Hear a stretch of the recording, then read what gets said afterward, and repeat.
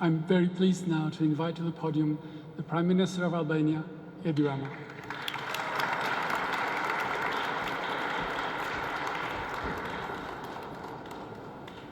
Thank you, Mr. President of the General Assembly, for your very kind words. As I understand, you are the boss of many here in the room who by their presence honor us. Ladies and gentlemen, dear friends, mbrëma të gjithë bashkëdhetarëve, joining the Security Council is an event of historic importance for Albania. It marks yet another critical stepstone in our transformational drive to fulfill our aspirations as a nation and contribute to making the world a better place for us and for all. Let me start by going off script and say it bluntly against the ambassador and everyone else's advice. If for anything else, but for such gathering like this one, where so many friends and distinguished guests are present to share this moment with us, I guess the Security Council's seat is worth. Thank you for being here. Only a wild imagination would have had the bravery to dream all this just 3 decades ago. And I even doubt that no wild imagination could have had the bravery to dream all this. At that time, Albania was a bunker in darkness.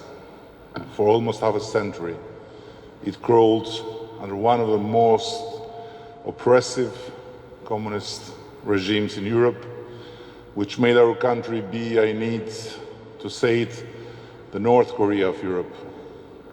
The dictatorship came crumbling because of the people's appeal to what human nature has as its inherent exigence: freedom, equality, democracy, and the rule of law. Many times the wheels of history move in odd directions. For us, Albanians, the awakening came rather late, but we kept our sight on the appealing light and have since moved in one single direction, that of freedom, democracy, human rights, dignity, development, and reform. Seeking our deserved place in the region and Europe has remained our compass ever since, even in the most difficult moments in our long and difficult road towards a democratic society, to the family we seek to join, the European family where we belong. The world has changed and transformed during the last 66 years, since the day we entered the United Nations. Many countries and societies have seen their life change profoundly, but I can say without doubt that Albania's transformation is one of the most remarkable and the most impactful. To the point that I tend to agree with friends who tell us that in course of the last 3 decades, Albania has transformed more than during the last 3 centuries. This is our record, one we are proud of, one we only seek to further improve. Nowadays, we notice that the values we used to take for granted as aspirations to attain have been put into doubts. But for us who have survived through dark times, these are doubts we do not harbor, because we know what the alternative to such values is. We have placed international law and human rights at the heart of our agenda for our mandate in the Security Council. We see them as priorities in the world's most powerful body. I don't know how many in this room or outside would agree or disagree with me that wherever human rights are observed, wherever women are respected and empowered, wherever the needs of the citizens are placed first, there is sustainable development and genuine progress. For us, human rights are at the heart of the critical issues of peace and security. The recognition of the universality of rights asks for a clever balance between conflicting principles: sovereignty of nations, which we must respect, and human rights defense, which we must abide by. The Security Council is made to speak out and intervene in the service of these values when gross violations happen. For us, the challenge is how the Council can intervene in an intelligent, reflective, and timely manner to prevent atrocities, stop conflicts, and ensure lasting peace and security.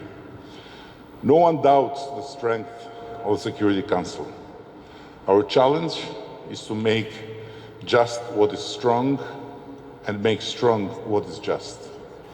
For an organ as powerful as the Council, not being just is not an option.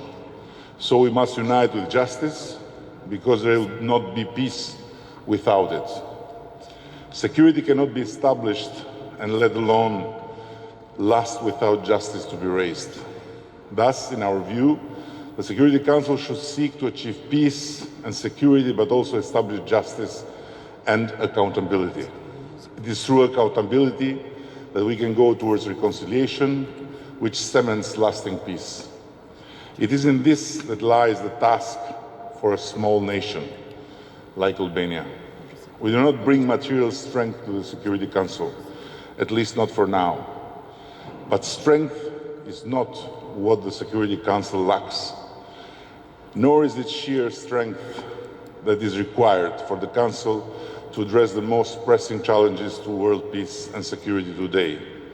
We have committed to bring our voice, our values and norms in the shared work of the Security Council as a contribution to peace. We wish to share with others our lived experience, our lessons learned. Our direct way to contribute to alleviate suffering to those in need has been to give what we have, what we could, when we had to do it. Open our homes and hearts to those needing rescue and shelter, whether it is the Jews during the Holocaust, when Albania became the only country to have more Jews after the war than before, or for 500,000 of Kosovars fleeing the ethnic cleansing from the brutal regime of Slobodan Milosevic, or thousands of MEKs shelter secure in Albania, and most recently, thousands of Afghans escaping the Taliban's reprisal. We claim no credit for all of this. It goes for the dignity of every human being, irrespective of their creed, religion, ethnicity, gender, or whatever orientation. This is not a slogan, it is a lived practice. We do not act according to this code of honor because we can, but simply because we must. It comes with our sense of who we are as Albanians and who we want our children to be. Dear friends, in our long journey until we found our way, we have seen everything: war, occupation, dictatorship, self-imposed isolation, extreme poverty. The only thing we have not experienced, and there is a fundamental reason for this, is religious-based conflict. This is because we have learned in the hard way to place what is common first and what is individual next. We have come to believe in the frank dialogue, or better said, the fusion of horizons. Dialogue for us is a method to achieve mutual understanding, mutual respect and recognition, without which peace will remain a mirage, an elusive aspiration. We'll be able to fight the root causes of violent conflict by recognizing the other in ourselves and ourselves in others. Ultimately, we are all a community of faith. Our future on this only and unique place called Earth is ultimately tied to our ability to understand and learn to live with our differences, with shared aspirations, in peace and dignity. That is the task we take upon ourselves, to keep that bright horizon at the heart of the work in the Security Council. Thank you for all being with us tonight. And by the way, at this very special date, and thank you for showing a bit of the love of the day to Albania. Thank you.